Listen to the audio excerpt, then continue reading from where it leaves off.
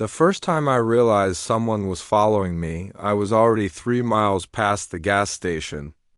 It was a little after 1 a.m. on a Tuesday in November, and I had been driving home from my night shift at a warehouse about 40 minutes outside the city.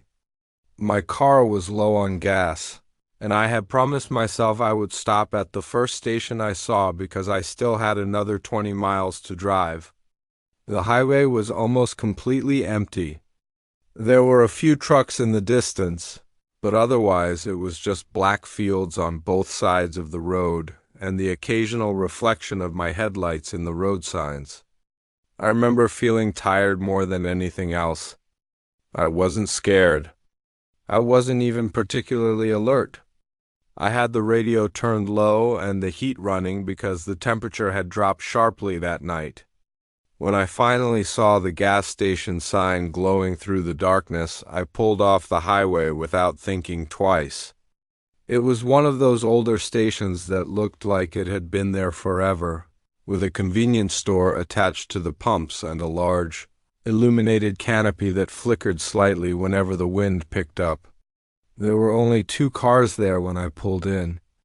One was a white delivery van parked beside the store, and the other was an older, dark-colored sedan at the pump farthest from the building. I pulled up to pump 4, shut off the engine, and checked the amount in my bank account on my phone before getting out. I remember noticing how quiet the place was. There was no traffic passing the station at that moment, and the buzzing lights above the pumps seemed louder than they should have been. I inserted my card, selected regular, and started filling the tank. While I waited, I looked through the glass doors of the convenience store. The cashier was a man probably in his late 40s, sitting behind the counter and looking down at his phone. He glanced toward me once, then went back to whatever he was doing. Nothing seemed unusual until I heard a car door slam behind me. I turned around and saw the dark sedan pulling away from the pump. The driver didn't leave the station immediately. Instead, the car rolled slowly toward the exit, stopped near the driveway, and sat there for several seconds. I could barely make out the person behind the windshield. Then the sedan turned onto the highway and disappeared. I finished pumping gas, replaced the nozzle, and walked inside to grab a bottle of water. The cashier looked up as I approached the counter. "Long night?" he asked. I nodded. "Yeah, just trying to get home." He glanced toward the window behind me. "You headed north?" I told him I was. He gave a small nod but didn't say anything else. I paid for the water and walked back outside. As I reached my car, I noticed something that made me stop. The dark sedan was parked across the highway, facing the gas station. It was far enough away that I couldn't see the driver, but I could clearly recognize the shape of the car. I stood beside my driver's door for a few seconds, wondering if I was imagining it. Maybe the driver had simply pulled onto the shoulder to make a phone call. I got into my car and locked the doors. As I pulled out, I watched the sedan through my rearview mirror. It remained on the shoulder until I passed it. Then, just as I merged back onto the highway, its headlights came on. I told myself it was a coincidence. I increased my speed slightly, and the sedan followed. For the next few miles, it stayed behind me, never getting especially close, but never falling far enough back to disappear either. I changed lanes. It changed lanes. I slowed down. It slowed down. My stomach tightened. I considered taking the next exit and stopping somewhere, but the next exit was several miles away and there wasn't much around that part of the highway. I kept driving. At one point, I deliberately reduced my speed to around 45 miles per hour, even though the limit was 65. The sedan reduced its speed too. That's when I knew I wasn't imagining it. I picked up my phone and called my brother. He answered after a few rings, sounding half asleep. "What's up?" he asked. I told him I thought someone was following me. He immediately woke up. Are you sure? Pretty sure. I've been watching the same car behind me since the gas station. He told me not to go home and to drive to a police station or somewhere heavily populated. I agreed, but there was one problem. The nearest police station was in the opposite direction, and I didn't know exactly where it was. My brother opened a map on his phone and stayed on the line while giving me directions. Take the next exit, he said. There's a 24-hour grocery store about 2 miles from there. Park under the lights and call the police. I took the exit. The sedan followed. I remember my hands tightening around the steering wheel as I turned onto the smaller road. The sedan stayed behind me. I tried not to look at it too much. My brother kept talking, mostly just to keep me calm. Then something strange happened. The sedan suddenly accelerated and passed me. I watched it disappear around the next curve. For a moment, I felt an enormous wave of relief. It passed me, I told my brother. Maybe it was just heading the same way. He said, keep going anyway. I continued toward the grocery store, but when I reached the next intersection, I saw the sedan again. It was parked beside the road with its headlights off. I drove past without slowing down. As soon as I passed it, the headlights came on. I could hear my brother breathing through the phone. Okay, he said quietly. Don't stop. I accelerated and finally reached the grocery store. The parking lot was mostly empty, but there were several cars near the entrance and bright lights covering the entire front of the building. I pulled into a space directly beside the entrance, shut off the engine, and looked behind me. The sedan was nowhere in sight. My brother told me to stay in the car while he called the police. I locked the doors and waited. About 5 minutes passed. Then 10. Nothing happened. I started thinking maybe the driver had finally given up. Then I noticed a white delivery van entering the parking lot. It drove slowly past my car and parked near the far side of the building. Something about it looked familiar, but I couldn't place it. I watched as the driver got out. He was wearing a dark jacket and a baseball cap. He didn't go inside the store. Instead, he stood beside the van and looked directly toward me. I ducked down instinctively. My heart started pounding. I raised my head just enough to look through the gap between the dashboard and steering wheel. The man was still standing there. Then my phone vibrated. It was my brother. Police are on their way, he said. Stay inside the car. I whispered, there's another guy here. What do you mean? The delivery van from the gas station. There was silence on the phone. Then my brother said, what delivery van? I looked toward the vehicle again. It was the same white van I had seen parked outside the gas station. I hadn't noticed it leaving, but somehow it had ended up here. The man in the baseball cap opened the side door of the van, reached inside, and pulled something out. I couldn't see what it was. He closed the door and started walking toward my car. I immediately locked the doors again, even though they were already locked. The man kept coming. He stopped about 2 parking spaces away and looked directly at me through the windshield. And then he smiled. I lowered my head and refused to look up again. My brother was saying something, but I could barely hear him over the pounding in my ears. A few seconds later, I heard footsteps approaching my driver's side door. They stopped beside me. I stared at the floor, barely breathing. Then someone tapped gently on my window.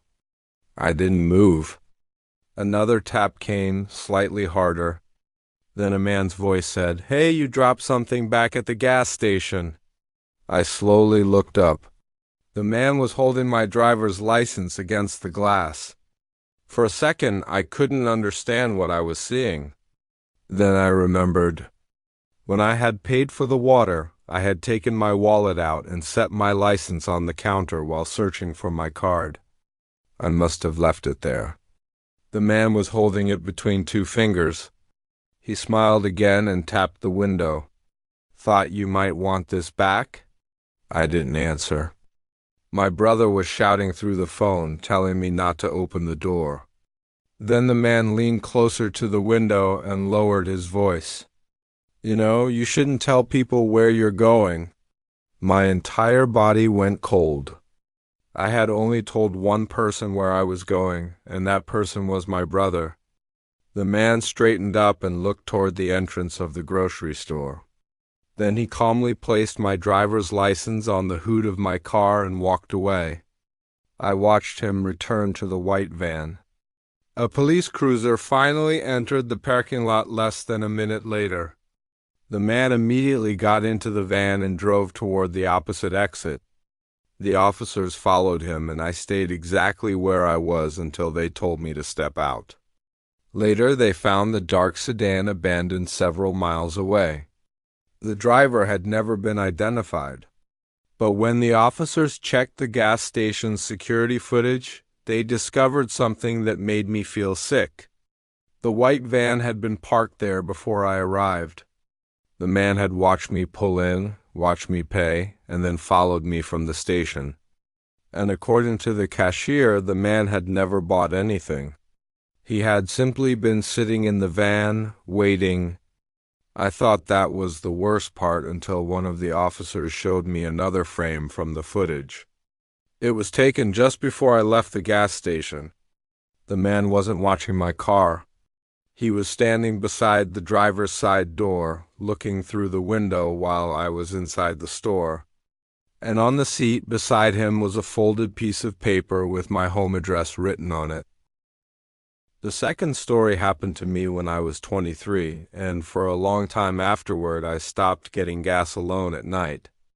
I was driving home from a friend's apartment around 2:30 a.m. on a Saturday, when I realized I had almost no fuel left.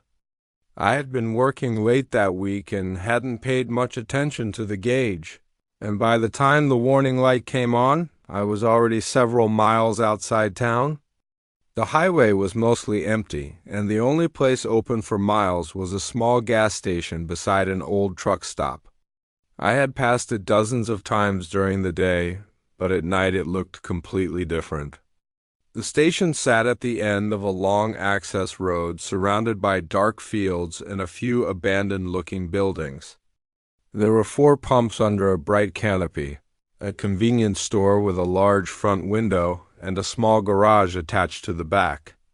I pulled in and parked at the pump closest to the store. There was one pickup truck on the other side of the station, but I couldn't see anyone inside it. I shut off my engine, checked my phone, and noticed I had no signal.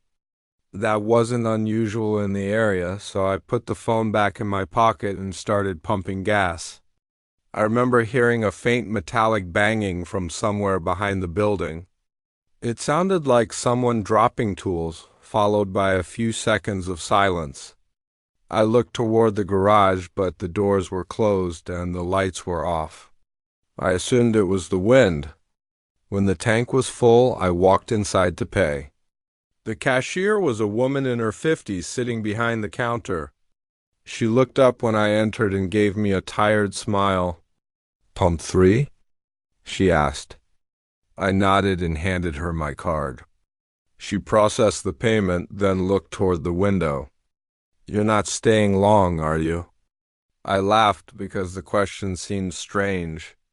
"No, just heading home." She nodded slowly. "Good." I thought maybe she was simply making conversation, so I didn't ask what she meant. I grabbed a bottle of water and walked back outside. As I reached my car, I noticed the pickup truck on the other side of the station was gone. I got inside, started the engine, and began pulling away. That's when I saw a man standing near the garage. He was wearing a dark hoodie and jeans with his hands in his pockets. He wasn't doing anything. He was simply standing there watching me. I slowed down for a second, thinking maybe he worked there, but something about the way he was standing bothered me. He didn't wave or move. He just watched my car leave. I turned onto the highway and immediately put the gas station behind me. About 5 minutes later, I noticed headlights in my rearview mirror.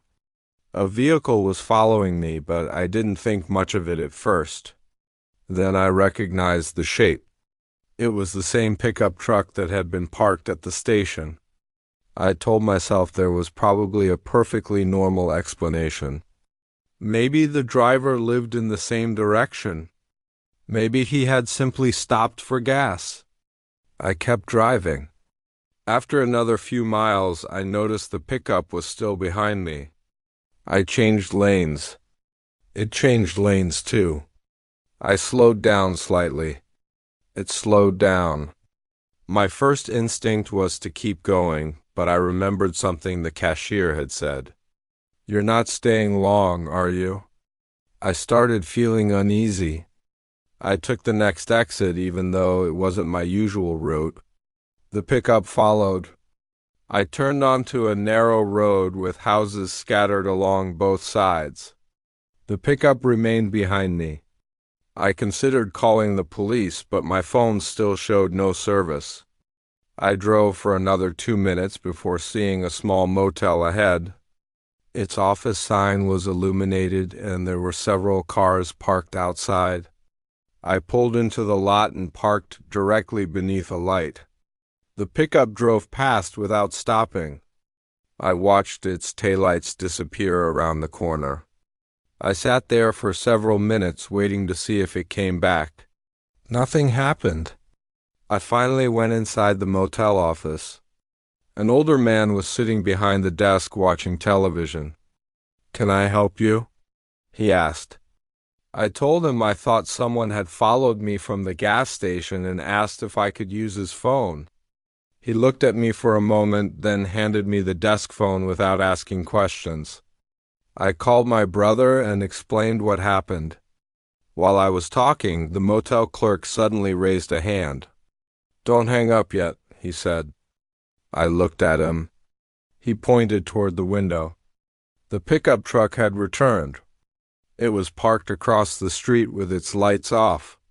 My brother heard the clerk say something and asked what was happening. I told him the truck was outside.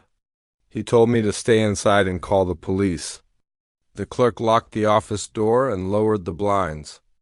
I stood behind the counter with him, watching through a small gap in the blinds.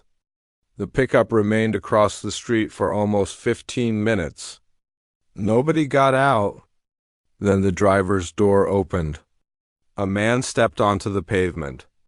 Even from that distance, I recognized the dark hoodie. It was the same man I'd seen beside the garage. He walked across the street and stopped near the motel entrance. My brother told me to move away from the windows. The man entered the lobby. I could hear the doorbell above the entrance ring. The clerk stepped forward. "Can I help you?" The man looked around the lobby. "I'm looking for someone," he said. The clerk asked who. The man gave my name. My stomach dropped. I hadn't given my name to the cashier. I hadn't told anyone at the gas station who I was. The clerk looked at me, then back at the man. "No one here by that name." The man smiled. "Maybe she just came in?" The clerk shook his head. "No guests are checking in tonight." The man stood there for several seconds. Then he looked directly toward the counter where I was hiding. I don't know if he could actually see me, but I had the awful feeling that he knew exactly where I was. He turned around and walked outside. I could hear my brother shouting through the phone, asking if the police were there yet. The clerk had already called them. We waited. 5 minutes passed. Then 10. The pickup was still across the street. Finally, 2 police cruisers arrived. The man immediately drove away. One cruiser followed while the other stayed with us. I gave the officer everything I remembered. The gas station, The cashier, the garage, the pickup, the man in the hoodie. The officer asked if I had any idea why someone would know my name. I said no. He asked if I'd left anything behind at the gas station. I checked my wallet. Everything was there. My phone, my license, my cards. Nothing was missing. The officer told me they'd speak with the cashier and check the station's cameras. He recommended that I stay at the motel until they figured out who the man was.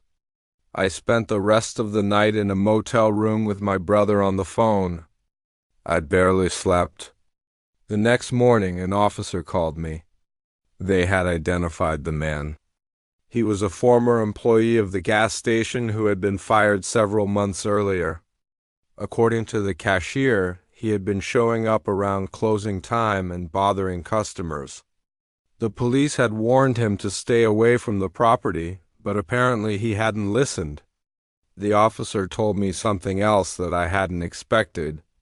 The man had been arrested after the police found him parked behind the gas station later that morning.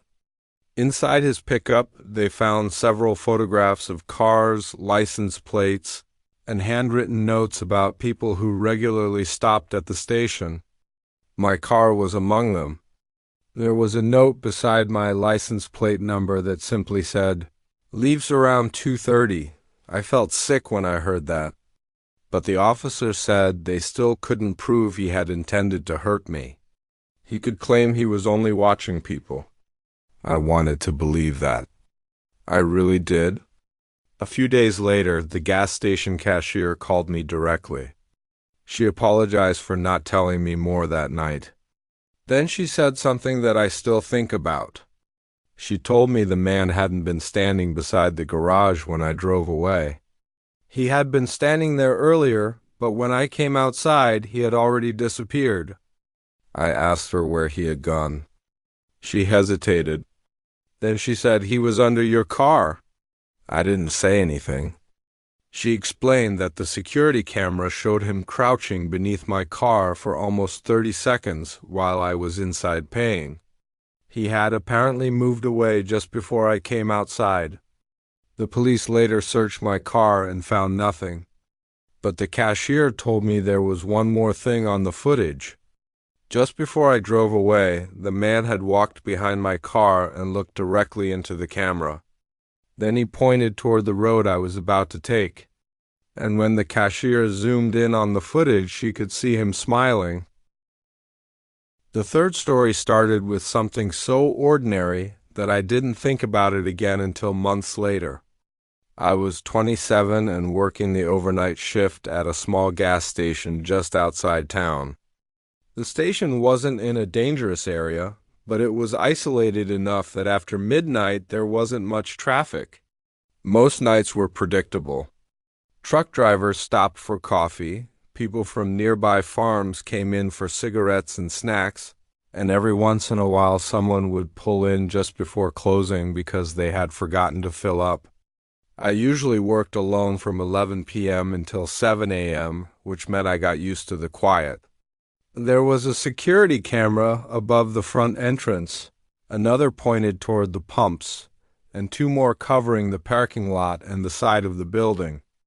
The owner had always told me that if anything felt wrong, I was supposed to lock the doors and call him or the police. I had never needed to do that, until one Thursday night in January.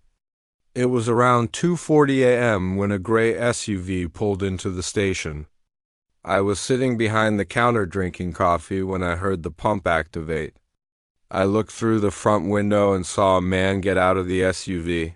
He was probably in his 30s, wearing a dark coat and a baseball cap. He walked toward the pump, then stopped and looked around the parking lot before starting to fill his tank. I didn't think much of it.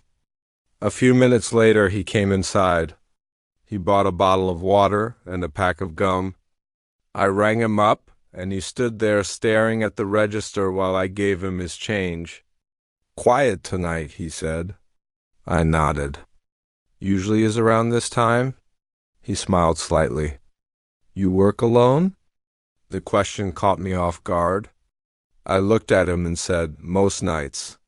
He nodded, picked up his bag, and walked outside. I watched him return to his SUV. Instead of leaving immediately, he sat inside with the engine running. I assumed he was checking his phone. After about 5 minutes, the SUV finally drove away. I forgot about him. Around 3:15, another vehicle pulled into the station. This time it was a dark sedan. The driver stayed inside for several seconds before getting out. I looked at the security monitor and saw a man walking toward the store. He was wearing a hoodie pulled tightly around his face. When he entered, he didn't look at the shelves. He looked directly at me. "Can I help you?" I asked. He didn't answer immediately. He walked toward the counter and placed a small bottle of water on it. "Just this." I scanned it. He paid cash. When I handed him his change, he didn't take it. "Keep it," he said.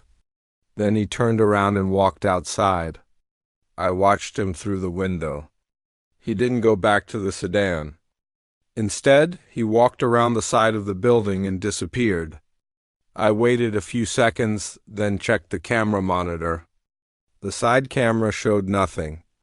I looked at the parking lot camera. The sedan was still there, but the driver's door was open. I immediately felt uncomfortable. I reached for the phone behind the counter and called the owner. He answered grudgingly. I told him what had happened. He said, "Lock the doors.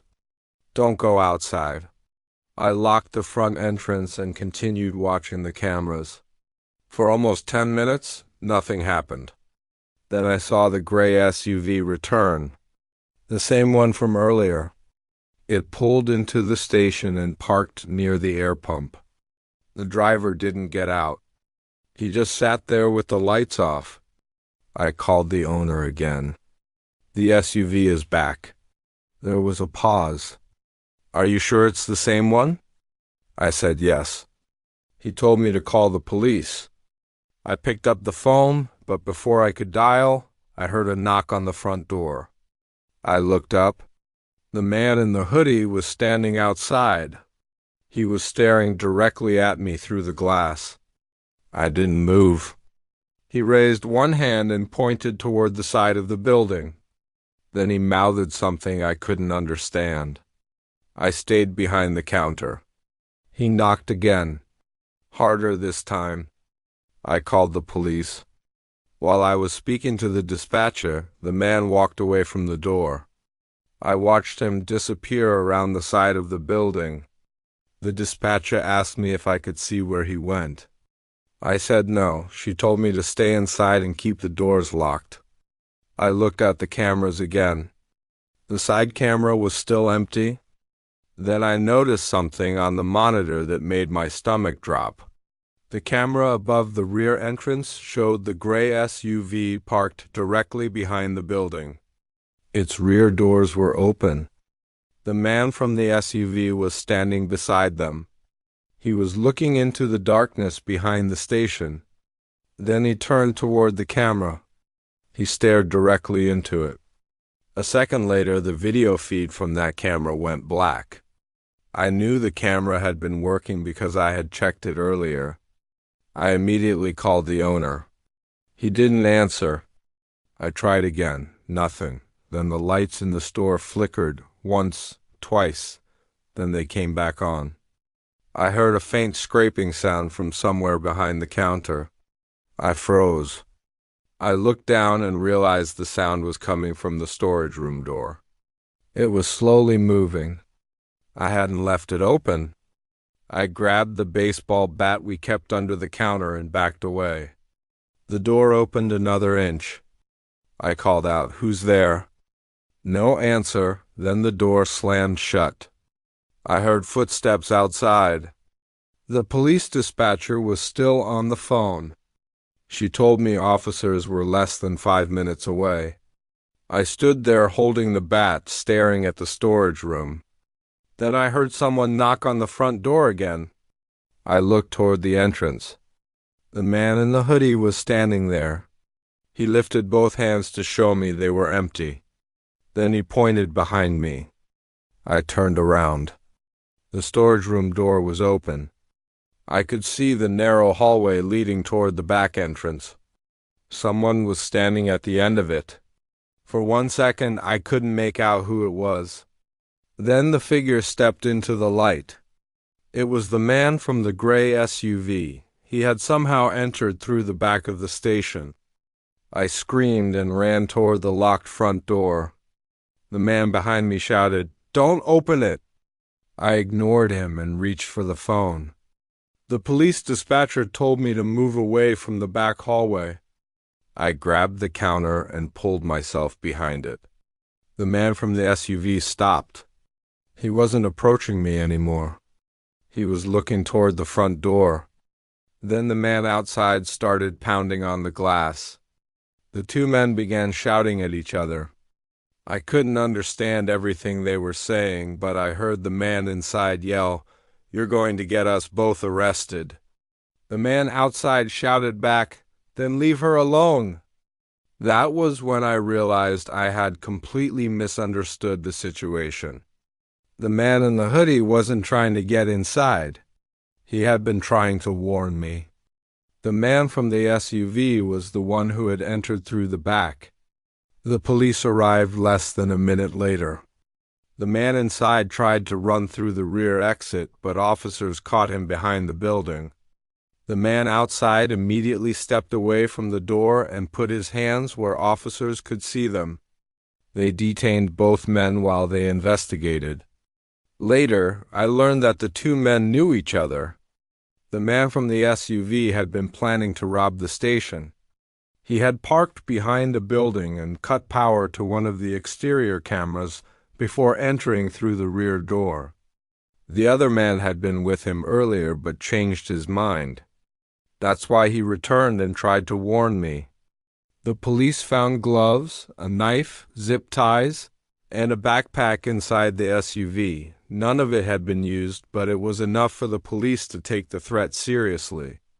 The man who warned me told the officers that when he realized what his friend intended to do, he couldn't go through with it. He said he had knocked on the door because he wanted me to understand that someone was behind the building. He pointed toward the side of the station because he was afraid the other man would hear him if he said it out loud. After everything was over, the police reviewed the cameras. That's when they discovered something I hadn't noticed. The gray SUV hadn't originally come to the station to buy gas. It had driven past twice before finally stopping. The driver had been watching the building, and on the third pass he had slowed down directly beside the rear entrance. I quit working overnight shifts a few weeks later. For months I couldn't stand being alone in a store after dark. But the part that stayed with me wasn't the man who broke into the station. It was the moment the other man stood outside the locked door, trying desperately to get my attention without making the person inside realize what he was doing. He saved my life that night. I never saw him again. But there was one detail the police mentioned that I still think about. When they searched the gray SUV, they found a printed photograph of the gas station taken from across the highway. It showed the entire building, including the rear entrance. Written on the back was a date and time. The date was that same Thursday. The time was 2:30 a.m., and beneath it, in handwriting the police couldn't identify, were 3 words: "She's always alone."